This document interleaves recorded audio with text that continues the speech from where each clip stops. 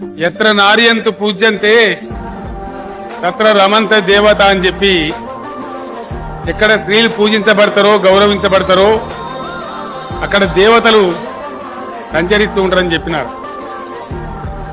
తెలంగాణలో కూడా మన పేదింటి బిడ్డల్ని ఆదుకోవడానికి అనేక కార్యక్రమాలు మనం తీసుకుంటా ఉన్నాం. మగువా మగువా లోకానికి తెలుసా నీ విలువా